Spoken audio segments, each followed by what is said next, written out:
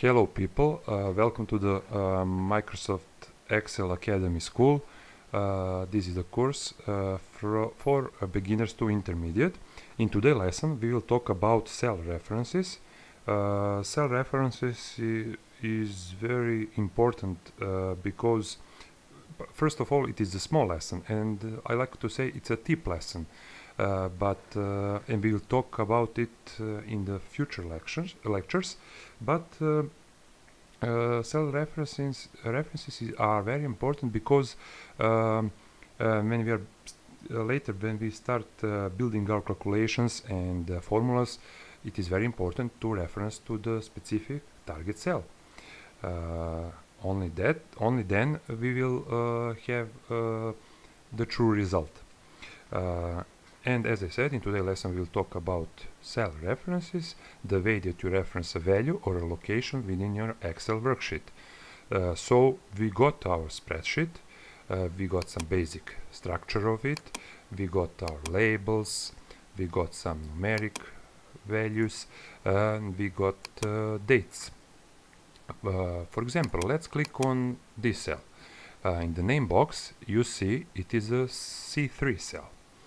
If you click here in the name box, you can see B5 cell. Let's see, for example, food value for February 2021, and we click here, food value for February, and it is a cell C7. All of these are our cell references. They can be referenced as a standalone cell, single cell like we just did. Also they can be referenced as a range of cells.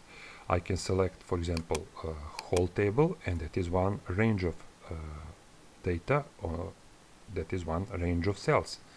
In the name box you see B4. B4 is this cell because this is the active cell for this range, but all of this is one range of cells. For example, if you don't want to select the whole table, if you want to select only, for example, months and phone, food, you do this if you press the control key on the keyboard. For example, you select with your mouse these cells, then press control key and select with your left button of the mouse this row, and still holding the control key you select this row. First we got a non-contiguous range, but by selecting like this we got a contiguous range of cells. For example, if you want to create charts and you don't want to include all of the data, and you just want the headers, and you want credit card and beer,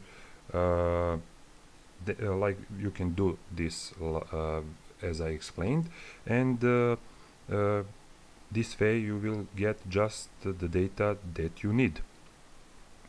As I said, it's a small lesson.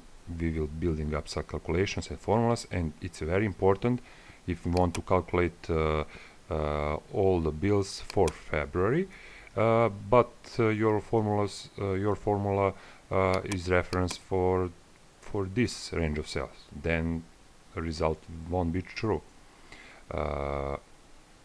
Okay, this is all for today's lesson. If you like it, please click the like and subscribe button and hit the ring bell button, and we will see you soon in the next lesson. Bye.